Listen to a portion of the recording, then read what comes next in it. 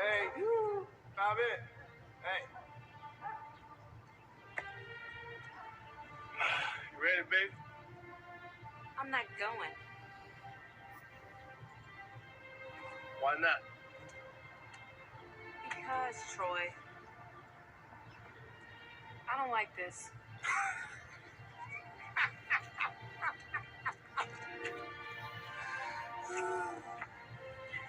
You don't like what?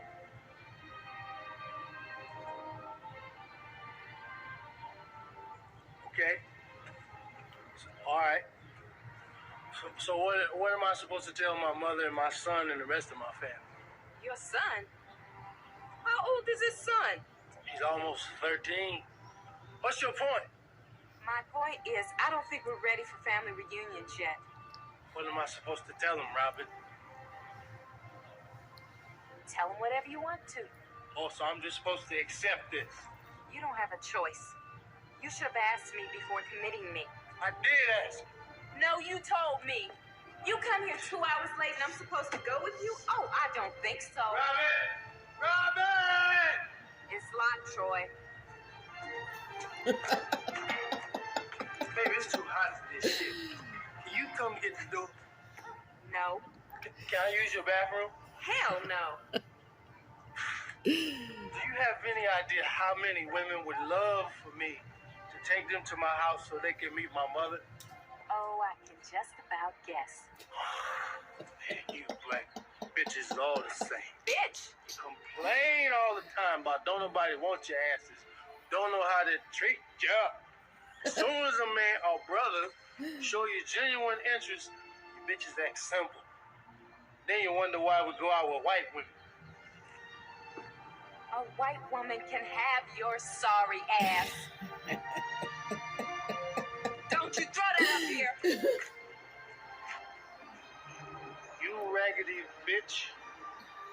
You better be more careful who you pick up in grocery stores next time. Troy, take your drunk ass, leather wearing in the summertime, need a shave, stinky ass home. I'm not going. Have a fruit bowl, Trail. Huh? Forget you. Forget you. It's like that. It's like that then. Bye. Oh my God. So, Robin, I guess you know who's got your wallet. That scene was one of the funniest scenes off of Waiting to Exhale, y'all. This is formerly known as 4 Black Righteous Folks Home. Let me have a frank conversation with y'all. I had already decided maybe a month or so ago that I was going to stop doing so many videos come October. I was going to transition to try to do my genealogy on my family, starting with my father's side. I know where to go. And this big ass hiccup with getting my channel terminated. My God, I worked so hard to tell so much truth. But just like the scene that you just saw about the woman just fed up with ridiculous types of situations with the man, I kind of feel the same way about YouTube and in general with dealing with Black Americans and Black people in general about what we are as a Black American and how we can be utilized. Because again, most people that's seeking out us at this point in time is just for their gain and not our own. Everything is about hustling us, and I'm so burnt out with revealing the truths. And more or less the way that I entered into YouTube August 28th or August of 2018, not too much has changed on YouTube. Not many people are inspired to do the right thing about repping for us better and changing our mentality and changing our culture and some of the things that people are painting a broad brush about who we are and what we are doing and not doing. It's been rigged. I accept it. YouTube is rigged for us collectively to never, ever get our situation together. And as I stated before, as soon as things get turned around and turned upside down, you will recall some of the videos that I've done. I did over 500 videos. Yes, I did. Because I saw a need at the time for that reality to be understood. And I felt like since too many more people weren't involved in telling the truth, I had to be the person to tell it. And there is nobody on social media that was moving like I was, as bold as I was, and speaking as truthful as I was. Nobody, especially without not wanting money behind the scenes, PayPal's or otherwise. Nobody. For as long as I did it, no one. So I pat myself on the back for that and trying to at least be bold enough to stand in my own particular square, to let my truth reign supreme, despite having so many different people against me, so many different people that try to paint a narrative that wasn't me. And for the most part, it didn't work. I mean, I'm a loner anyway, so I didn't really care about being popular, because I think that when you are popular or become part of group thinking, then you can be swayed or shut down to be quieter or tread a little bit lighter than you would if you did not have the influences that are out here. You know, personality worship is a really bad thing going on social media, as I talked about before.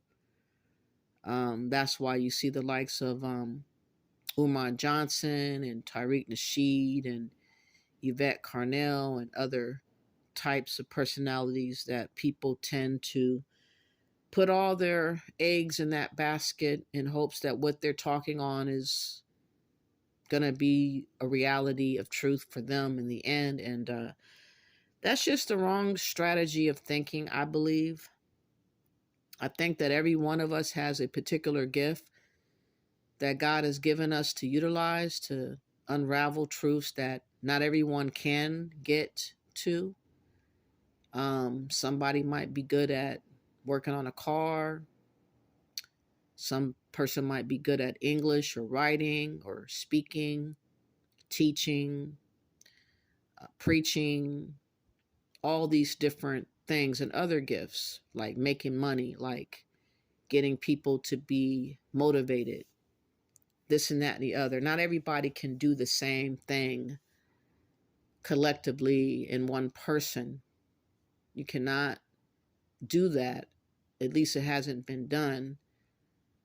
And yet, you know, you look at other cultures and other races of people, they don't mind leaning into the smarter ones that can do specific things for their culture and their race. They lean on the understanding that what they're good at, and what others are good at, they're good at. But that's not the way in which our culture is at today. It's about one person is supposed to be that new face or leader, such as Martin Luther King, Malcolm X, and Frederick Douglass, and others, the NOI, and other types of leaders. But they have not been as efficient as those leaders in times past, because they weren't able to get a collection of people to believe in what they were preaching and teaching and yelping about. Now, today, we have a situation that I've been pointing out. That is that the Black Americans' identity is up for grabs according to this agenda that's playing out on social media. As I discovered people that are not Black Americans are utilizing our Black American term. They're pretending to be us, they're mimicking us. And at the same time, they have their own identity and they trash our identity whenever they feel like they want to. And then they turn around and say we're brothers and sisters and we should be building Africa up. My opinion is when Marcus Garvey died, Pan-Africanism died. And it should have stayed there. And we should have had a revampment of our identity and our understanding of who we are here in America. But that never happened. And why that never happened is because the powers that be have staged pigeons in our faces and spaces, part of Boule, Freemasonry and secret brotherhoods, connected to the church, connected to people that are globalists, a part of the Pan-African lying movement. This Pan-African movement is not real for real in United States of America, because if it was real, you would see it on the ground like you've seen Black Lives Matter, even though that was a felonious movement. What they did was steal from a real movement and mimicked that movement and made money off of the movement itself. Those wicked witches that stole from the people that died, the people that they claimed that they were representing, the people that they declared that they were trying to get some justice, no peace for. But instead, what they did was get all those millions and millions of dollars and bought cars and houses and filled up their pockets, their families' pockets, and friends and organizations that is globally known throughout this globe. And just like the blueprint of what Black Lives Matter fraudulent group did, the same thing is now starting to happen with Pan-Africanism. I showcased to y'all a Pan-African who was called out by the FBI for being connected to Russia, globalists, who was utilized with claiming to represent us while utilizing trickery with Russian elitists to circumvent everything pertaining to our plight on social media by having fake felonious trolls, people that were staging to be us, pretending to be us, causing more chaos on social media with this appearance of us being so irate and uproar about different topics that we're not even tripping off of, in particular immigration situations. The only thing that indigenous Black Americans are tripping about is too many immigrants, whomever they are, flooding into America today. We have the worst president ever in President Biden. He is trying to single-handedly destroy America. No, America's not perfect. Yes, we should have proper representation, mainly a lawyer, to do a group case against the government, against the Black Caucus, against different corporations that have used our name for their benefit through the trials and tribulations of indigenous Black Americans. That has nothing to do with immigrants who chose to come to America. We have a case, or supposedly supposed to have a case, for what happened to us specifically. And it is not a benefit to look around for everybody else's interests and forget about your own. That was what my channel was about. It was never intending to disrespect or hate on anyone about anything other than clearing the air of understanding that's not being fully understood amongst our people, that while we're distracted with beefs, gender warring, debates, religion, of this and that, of identity. Who are you? Black American. You already answered your question. You're a Black American that is indigenous to America, but the Pan-Africans who have an agenda to usurp our power and our identity towards corrupt, elitists, globalists, such as Dr. Ericana and this President Addo of Ghana and various others, even here in America, claiming to represent us in the Black Caucus, in the NAACP and other organizations that are not for us getting anything. They have signed up with this global agenda. They have forgot about us still having this thing called rights and choice.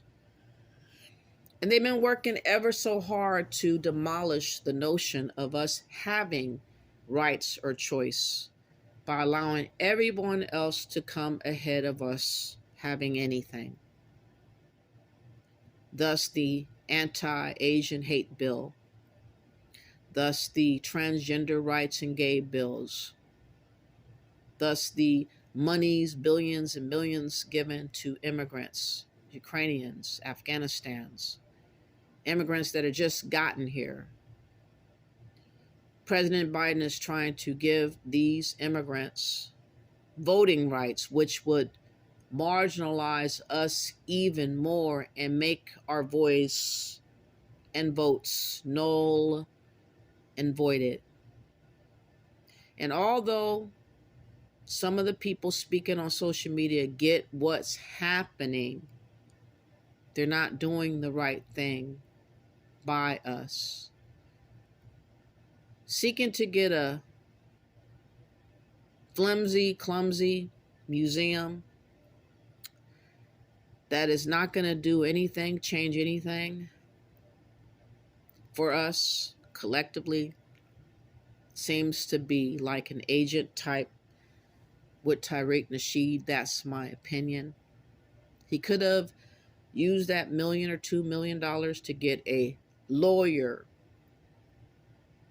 He could have submitted a complaint to the Supreme Court, the Black Caucus, legislation, lobbyists, this and that and the other, to work on our plight, for our rights, for real justice. Our claim should be about us being recognized as a real American, because that's what we are. How is it possible that everyone else can come here in the last 30, 40, 50 or so years and be more American than us, and we still are grappling with the notion of who we are?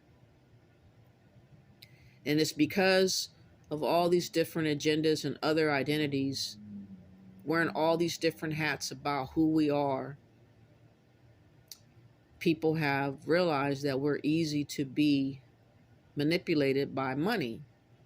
And so you see a whole lot of people on social media talking about the same conversation for the last 8 to 10 years in the same debate, in the same argument, and this and that, and the other. You might say I did the same thing, but see, the difference between them and me is that I went to the root of the problem and I found out who is behind the curtain and orchestrating these types of things going against us, not just pinpoint this point and stayed there. I researched, I followed through with the research, I followed through with my discernment and gut feeling, and figured out all the different players that were plaguing us. And I still tend to look into some of that kind of stuff moving forward.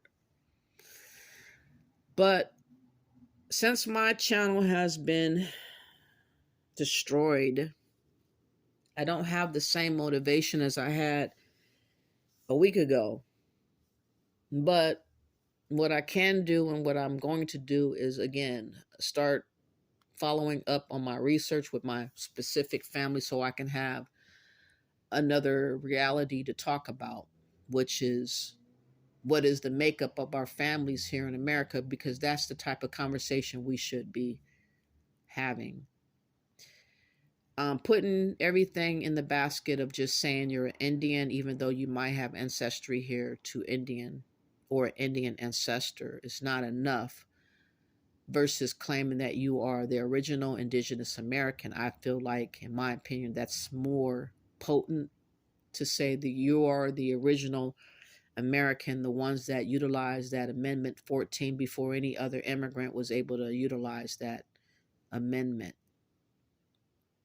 And that is the argument in which we should take to the courts, that we never were recognized and treated as real Americans hundreds of years later.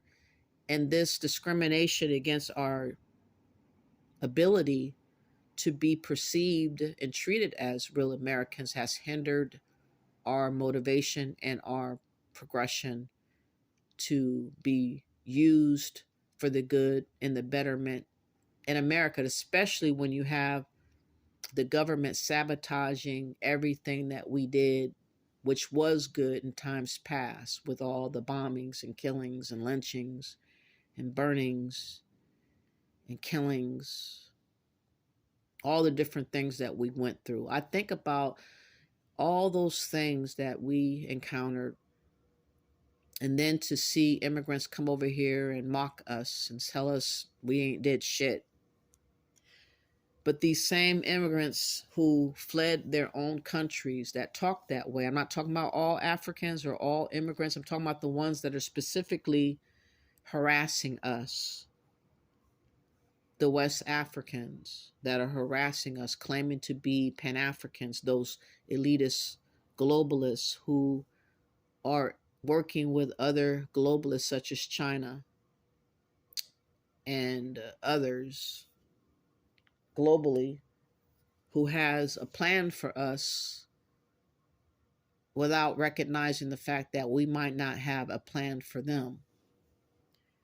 And ironically, you know, when you think about the fact that people continually volunteer our participation in their agenda without bothering to know if that's what we perceive something good for us to even want to do, it's amazing to me that all you have to do is bash, accuse, blame, scapegoat. That's all you have to do.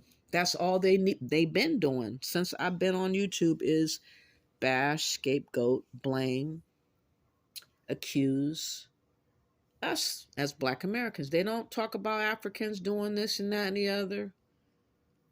They don't talk about what's going on in Africa and how Africans are kind of oblivious to what's happening over there. I mean, it's really crazy over there. Ethiopia, the jihadists, Boko Haram, Fulani herdsmen, all these factioning tribes in Cameroon and all over the place, where governments have deserted their own people and left them high and dry with absolutely nothing.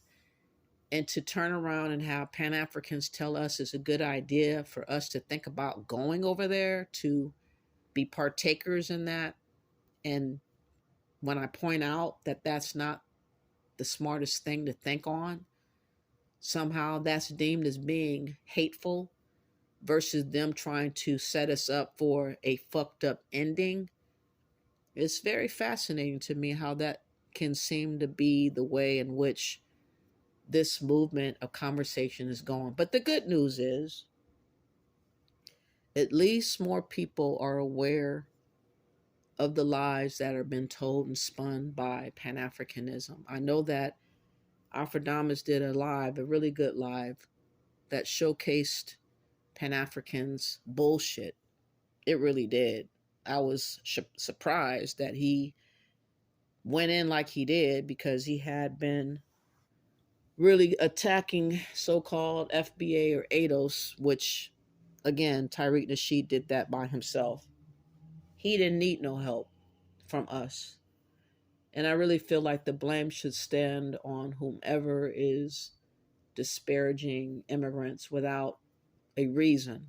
There's a reason that we should somehow point out some of the things in which some of these immigrants who come here speaking as if they're elitists and that they need to be our teacher, that they somehow need to be worshipped and revered as being the idea of people to follow, when everything about their culture is trash.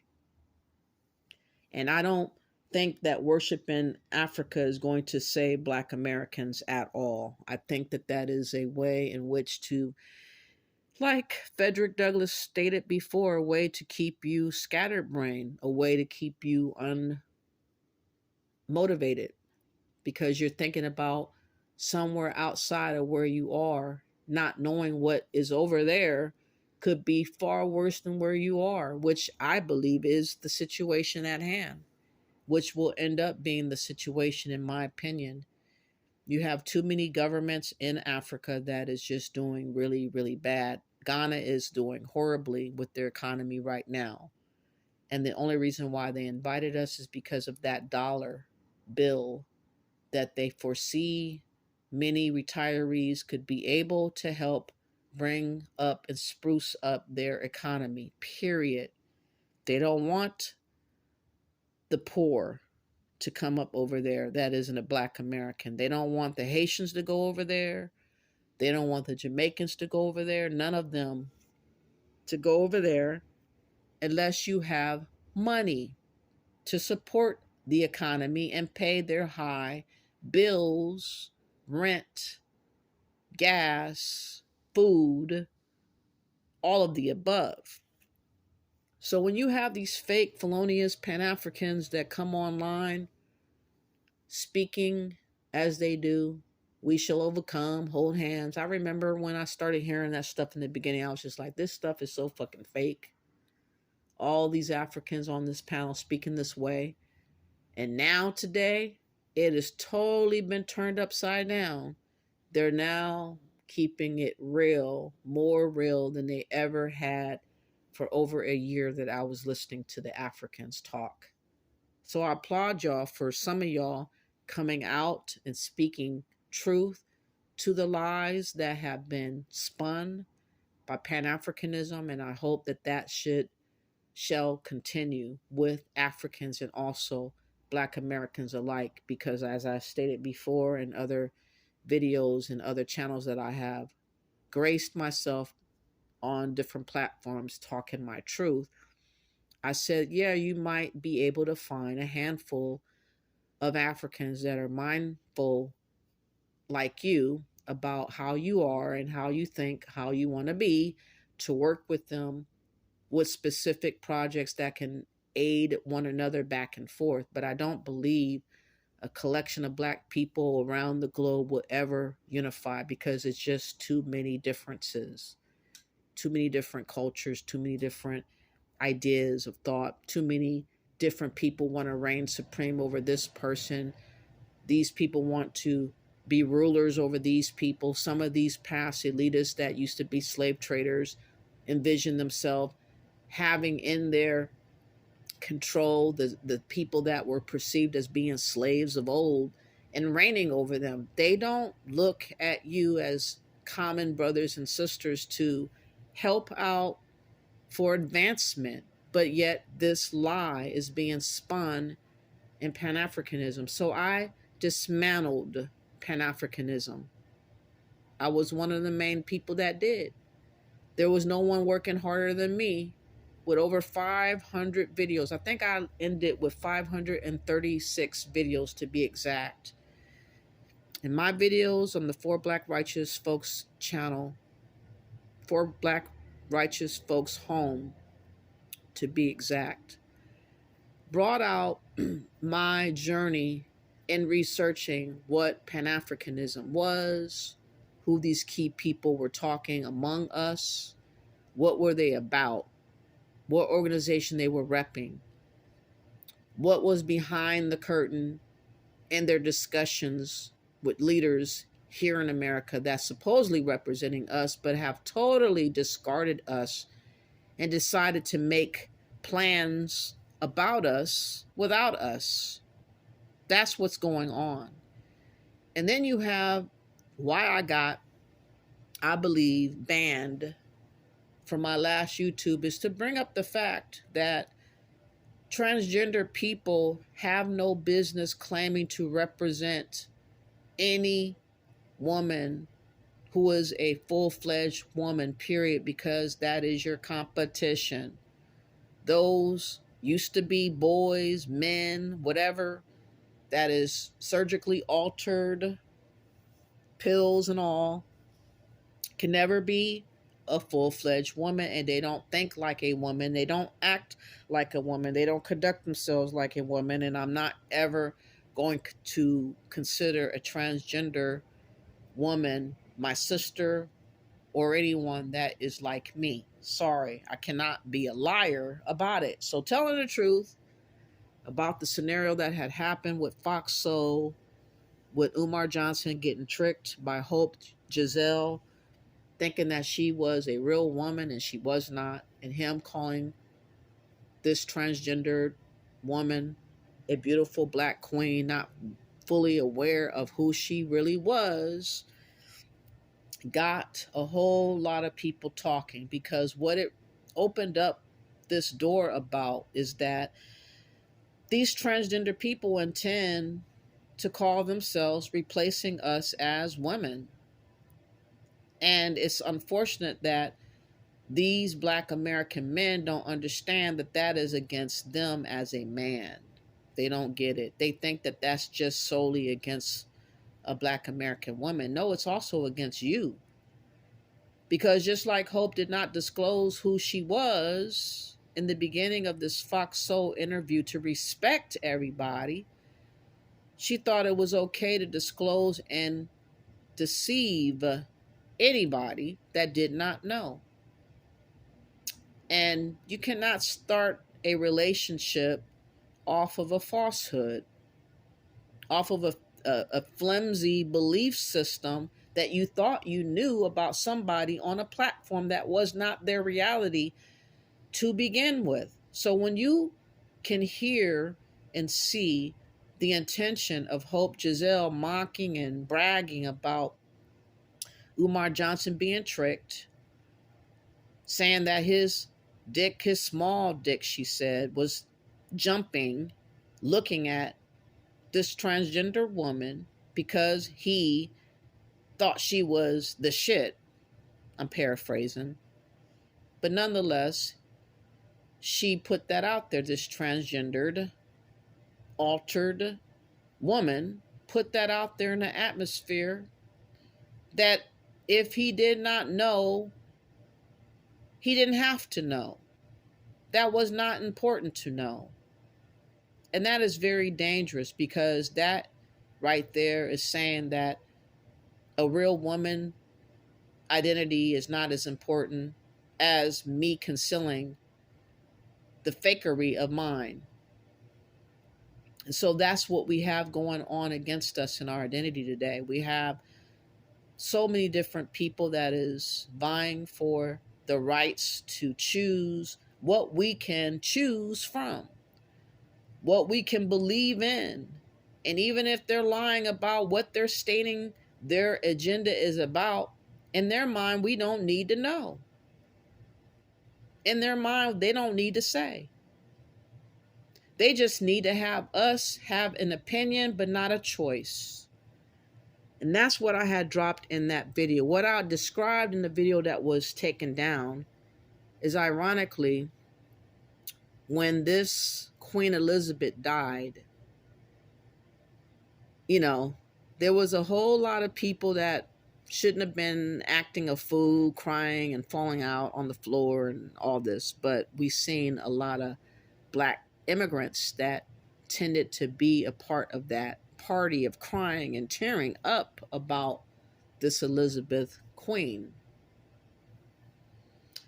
And it just reaffirmed to me the notion that there was an agenda for this Pan-Africanism, and it started there in London back in 1900 or 1901 with Henry Sylvester Williams, who had the first Pan-African conference there in that time.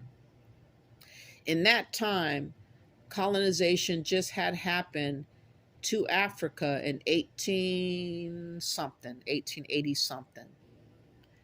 So by 1900, most of Africa was colonized by Britain. Jamaica was colonized. Haiti was colonized by France, or left for dead, either way you want to call it, ostracized for dead. And other Caribbean countries was colonized by Britain. The only people that weren't colonized was and is still Black Americans today. And that's why Pan-Africanism has come through different people bringing it into our country as early as the 1920s. But luckily we had Frederick Douglass warn us in the Lessons of the Hour.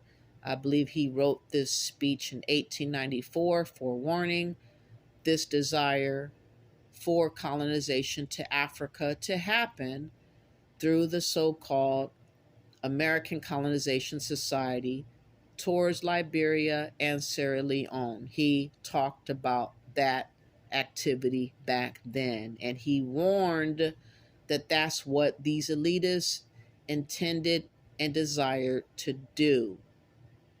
So when Marcus Garvey came to America, he continued this idea of colonization on the ground here in America of that time. While he came here, so many tragedies were happening among us then, with the burning down of Tulsa, Oklahoma, of the businesses and the deaths and the killings and the lynchings and the hangings and the bombings and the fires and the dogs being sicked onto you and all these different things. It looked like there was no hope in sight because of all the different things that were happening repetitiously and never ever seemed to cease. So when this Jamaican guy came from London preaching this Pan-African stuff, preaching this one block of black back to Africa, these people weren't educated to put the understanding of what the art of war was about, put the understanding of what manipulation was about, put the understanding of how they were being emotionally worked with by this Marcus Garvey. But what they did realize is that they were being scammed, though. So they did find out that he was a scammer, that he didn't keep his word, and he was full of shit back then. And like I said, once he died, Pan-Africanism should have died by us for good. But that didn't happen because the popular elitists of that time kept moving it forward because that was their agenda with these Freemasonry groups, secret society groups, brotherhood types of groups, linked up globally with the powers that be there in London. Thus, these people in London's obsession with Black Americans today. Thus, this obsession with Jamaicans in America preaching this go back to Africa while they're in America today. Thus, these Africans from these Commonwealth countries coming up over here in America and online spilling and spewing the rhetoric of going back to Africa when they're not planning to go back there ever. But we see the signs of how this is going. There is a great replacement ploy pending right now as we speak. We have our government squeezing us up out of America with the devastating effects of what happened with coronavirus, the losses of jobs, the losses of housing, the losses of everything imaginable, the loss and the gain of immigration rights, housing rights, rights galore, civil rights galore that they didn't even earn. Now they're trying to fight for voters' rights to go to these people, and they're trying to use us to vote that type of shit in for these people to come and reign supreme over us today. And that's what I pointed out in my last channel. I hope that you guys are understanding where I'm coming from. I'm just trying to break this down so before I continue forward with other videos that you can really grasp where I'm coming from so that there will be no misunderstanding. If you could, can you please like and share the video, because it is going to benefit those that are not thinking. It's going to benefit those that don't take the time to think. I am definitely a thinker. I might not be the best speaker. I never professed to be, but I am a thinker. I'm definitely a thinker. Things that I thought upon or discerned about came true. I discerned that Africa was going to come for our reparations, and what happened 6-7 months later, this President Addo of Ghana now is declaring a month ago that now he wants our reparations to Africa. Like I said, I declared that Dr. Ericana was a fraud. I found out she was fired for fraud, and that this ADDI database is nothing more than a ploy to ensnare people into debt slavery. Kafaru, who is a Cameroonian, disclosed on a video on Khazarian Empire how him and some partners, I think 2 or 3 others, contacted ADDI database for a loan for a business that they were trying to start up on. And right away, Dr. Ericana was willing to offer up $300,000 in the form of some shady contract that she wanted them to sign up for, which to me seemed and felt like he meant that it felt like debt slavery to him, which I thought that's what it would mean, because that's what she's doing. Like I reported in my last video that got shut down, she has borrowed a bond of $500 million from an unknown lender.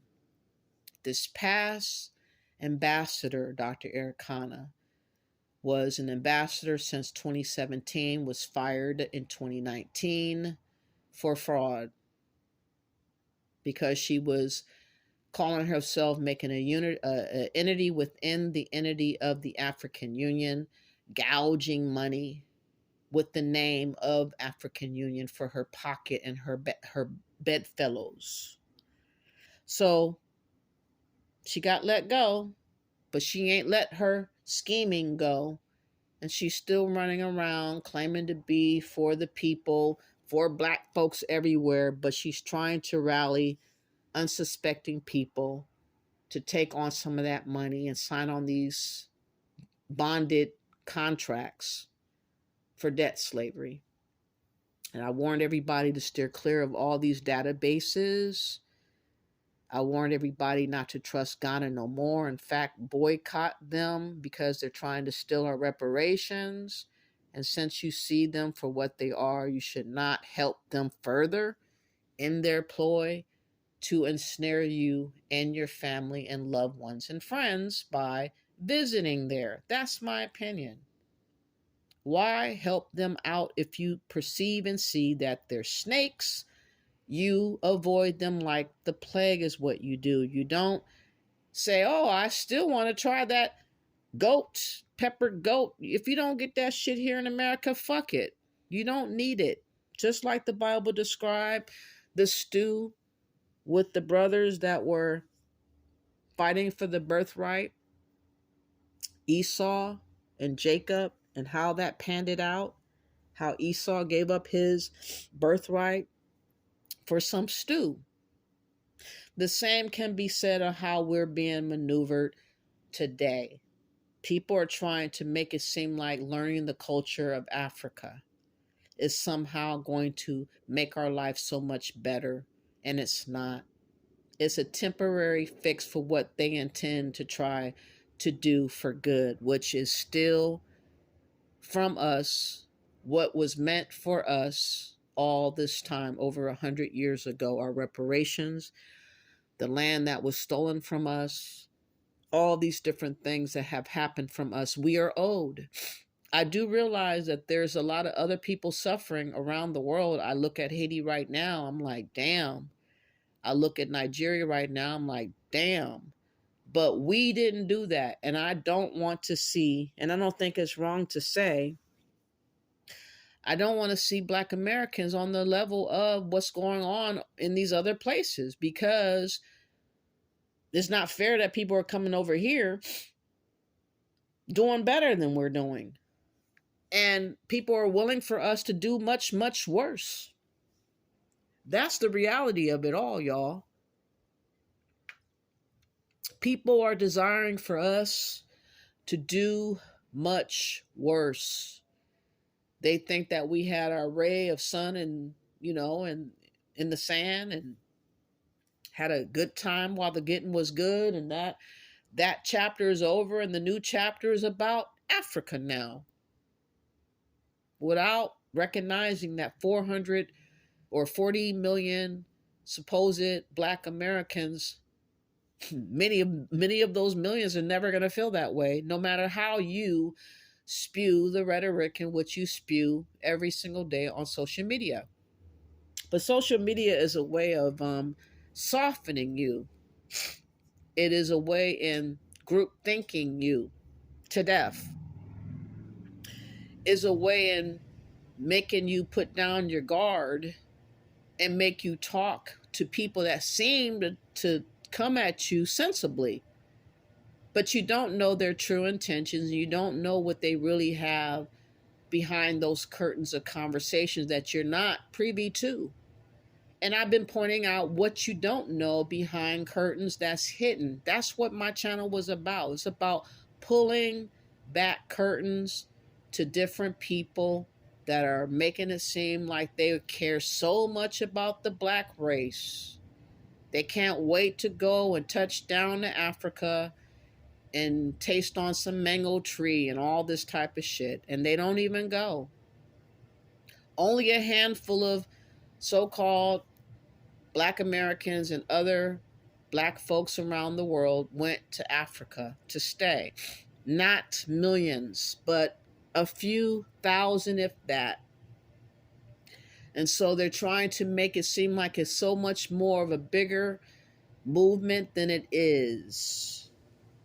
So I pointed out to y'all that this President Addo of Ghana declared sometime this year about a homeland bill of return that he was going to unveil for us to feel so wonderful about.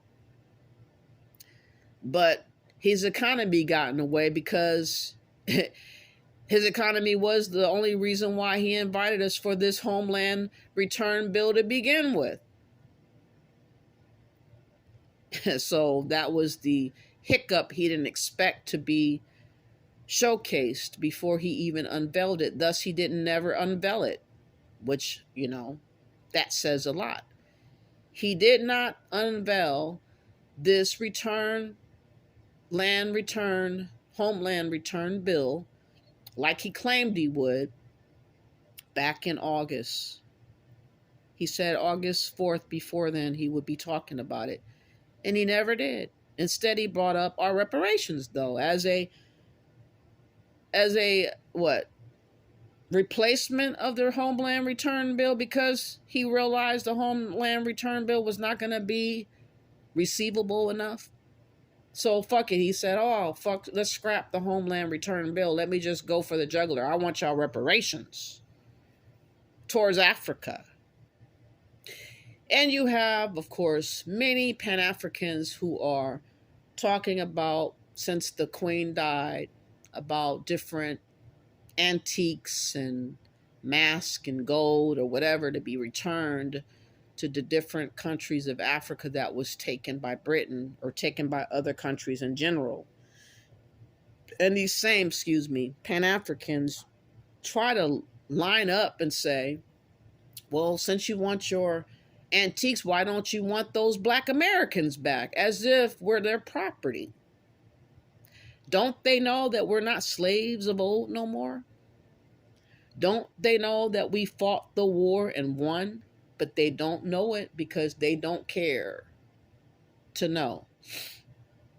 They don't think that we have a right to say no. And thus this colonization plan of Pan-Africanism still persists. It is not a glorious thing to hear someone calling me a goddamn property, equivalent to some goddamn antique or jewelry. I'm not a piece of artifact. I have my own brain and decision, just like everybody else that came up over here to America. No one told you what to choose and how to think and what rights you had. You took those rights and ran with them. The problem I'm having with Pan-Africanism is that they think that although they chose to be a Pan-African, although they chose to be here in America, they think because they have been given orders by various elitists that now I have to follow suit with what they were forced or chosen to do for us to do. And that's just not the way in which this cookie crumbles.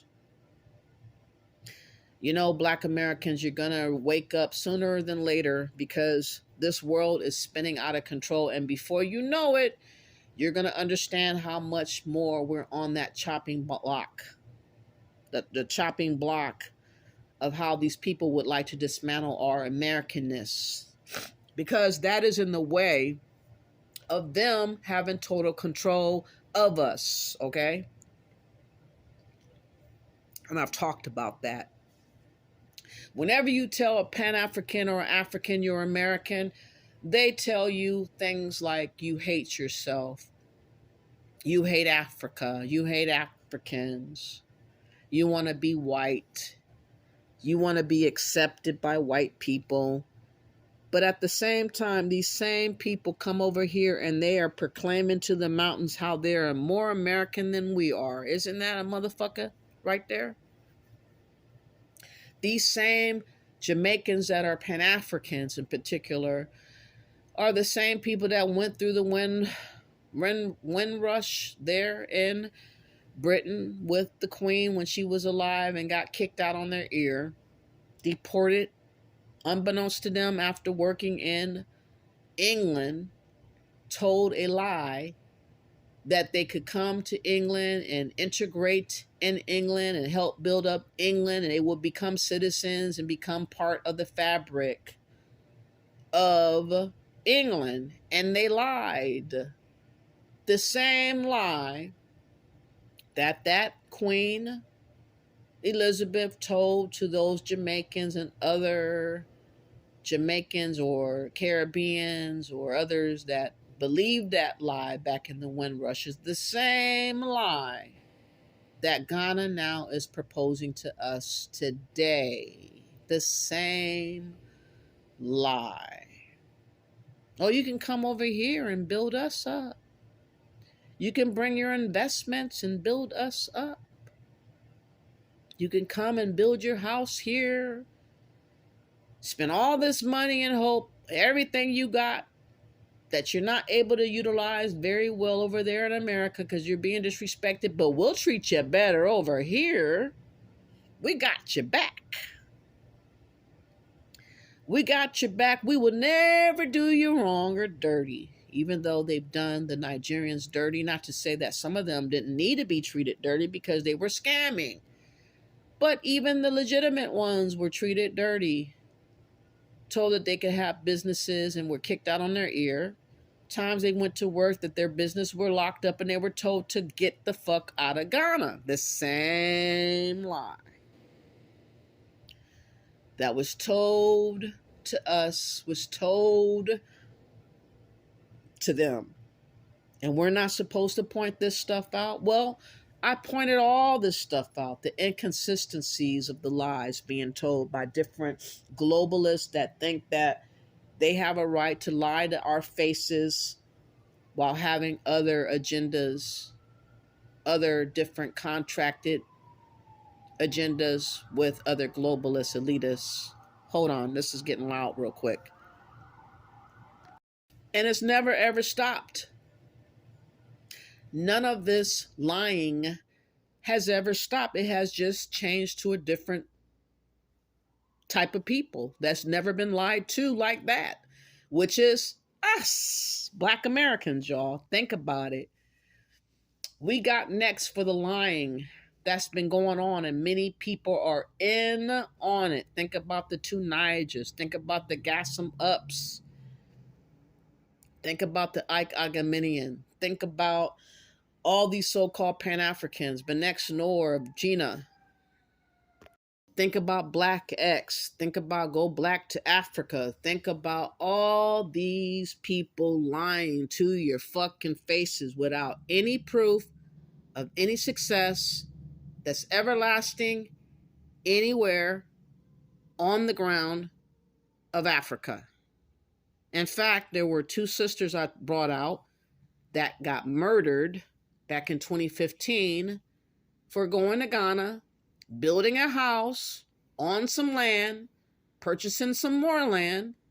Then the jealousy ensued with the common folks of Ghana, mad that these elderly women were living their life a lot better than they were living on the ground themselves, living all this time in Ghana, just like some of the things that we experience with our jealousy feelings about immigrants. The difference is those sisters were taken out by the jealousy of these people. And that building that they did, I'm pretty sure it's not with the family of the people that got murdered. That's the difference. We're not murdering any immigrant over here, though, even if we feel some kind of way about what the government is doing wrong by us. We're not trying to kill nobody. We're not trying to incite any violence to anyone. We're just letting it be known we don't approve with the government moving beyond dealing with what they should be dealing with, which is every American needs to be taken care of first. Any country feels that way. So in this channel, I will be disclosing those types of topics again, but kind of like a different way. I don't need to say as much as I used to say because many people know who I am now. For those that are new, that you don't know me by 4 Black Righteous Folks Home, that's who I formerly was known as, and hopefully you guys will know me now by my new name. I think this one goes by 4 Black, Blunt, but Truthful, I think it is, if I'm correct. I hope I'm right, because I'm actually live right now. I have so many different channels I try to like bring up, and it's just a nutty bar trying to keep up with all the channels I try to bring up or try to start anew, because I was having so many technical difficulties for the first time. I couldn't believe it. Like, things that's supposed to be so easy to do became so very hard for me to accomplish. And that's what's been going on with many things, even with my last channel. I can't even appeal it, y'all, because my channel is not even being recognized by the Gmail. It's not even connected to my channel. I've only had that channel since 2018, which is very, very odd indeed. But that's what happened to me. Like, a long time ago, I was hacked. My phone was hacked. I think I know who it was. Strange enough, odd enough. Let me put this in 4BLACK. Let me see. 4BLACK, blunt, but truthful. Hopefully this will be the right one. That's going to work for me moving on. Yes, so I have this channel called 4BLACK, blunt, but truthful. I believe that this is the channel that I'm on right now. And if I am right, I hope I'm right. And if I'm wrong, I'll come back and express that I am wrong. But I think I'm right. In any event, any channel that I represent, I will put down in the comment section who I am so that people can find me.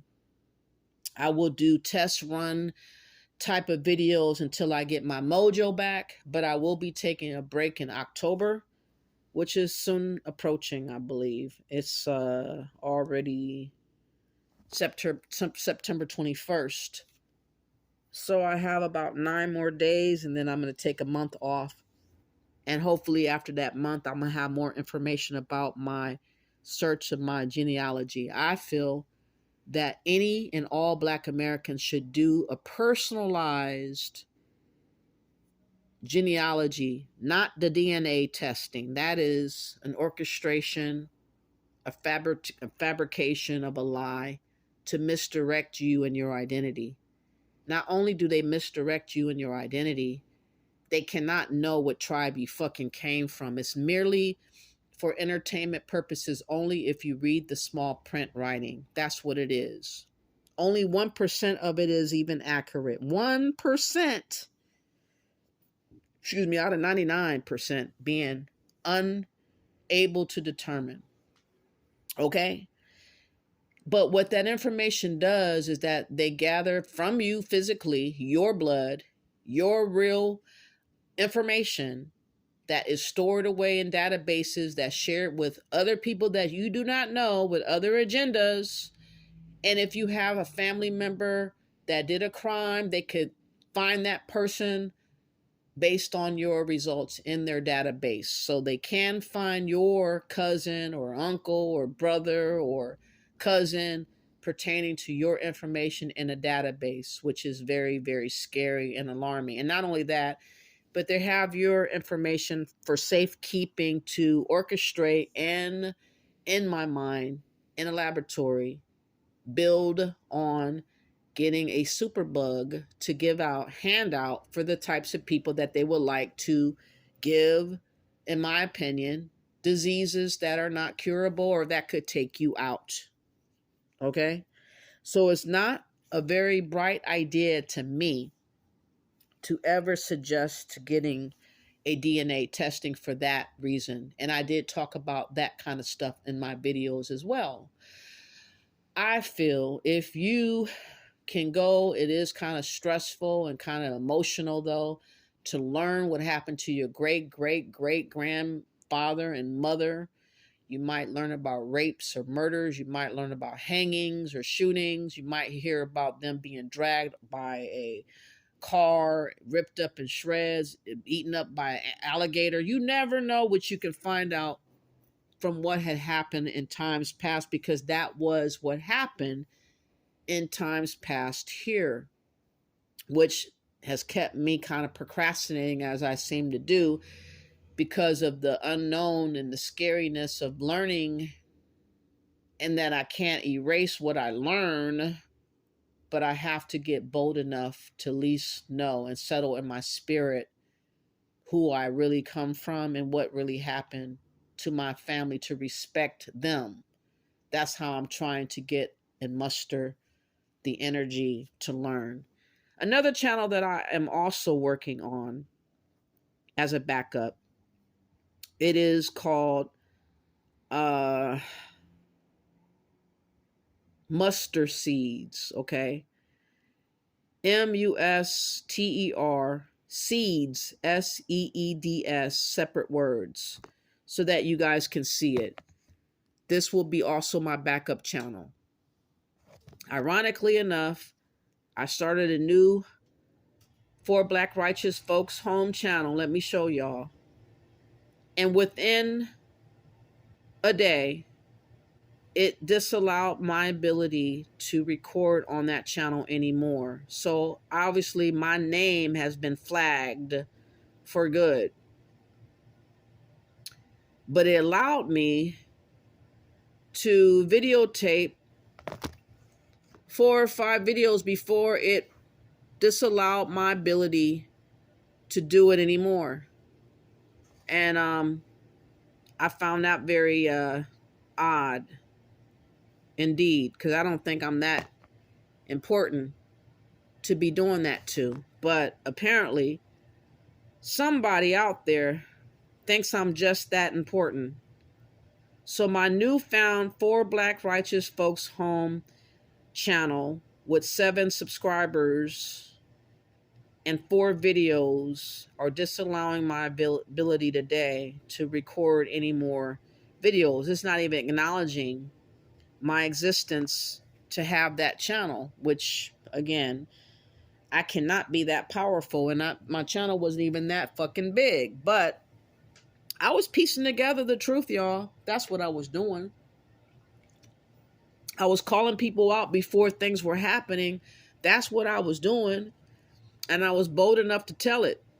That's what I was doing. I was not following line with groupthink like I see many others do. I wasn't following line with personality worship, just like I see too many of our people are doing. And it is very embarrassing, especially for the ones that are Black Americans that are worshiping other groups of people.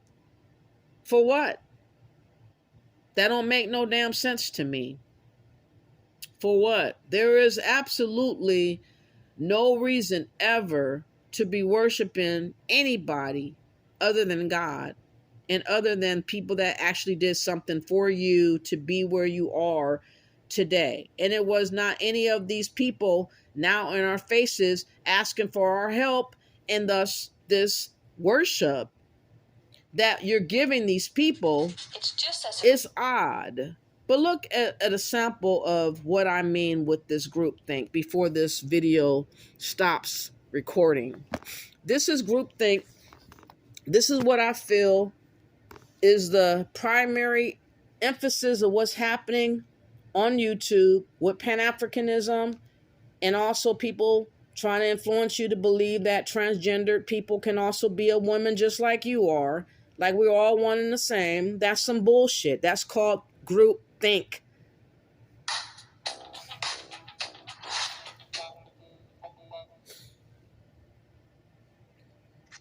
It's just as agreeable when you know what's expected of you in a group and what the rules are. That makes life nice and clear. It's also easier if everyone thinks roughly the same. It prevents a lot of discussions and hassle. A commonly heard phrase is, "This is simply the way we do things here." Each group, no matter where in the world, has a number of rules, which everyone has more or less got to observe. In one group, it can be the norm you don't show your emotions. You approach things in a businesslike way and work according to rules, procedures, and logical arguments. Thumping the table is seen as a loss of self-control and a sign of weakness. However, there are also groups where you can assert your position by showing your emotions. Your ideas are much better listened to. But no matter how different groups can be, one danger is always lurking. Namely, that group members are expected to conform to what the group as a whole thinks about something. You probably recognize this phenomenon. It's uncomfortable in a group to be the only one raising your hand and saying you see things differently. But if everyone in a group is required to agree with each other, then it can have some unpleasant consequences. It may be that such a group will refuse to see other points of view, and as it were, become entrenched in its own correctness. We call that phenomenon groupthink. It's then more important for you to adapt to the norm than voice your opinion. And in fact, in that way, the whole purpose of the group is undermined. After all, an important argument for cooperation is that an issue can be viewed from different angles. But it's exactly that principle which is undermined by groupthink. If a group has been reduced to groupthink, then anyone who has a different point of view is ignored or ridiculed.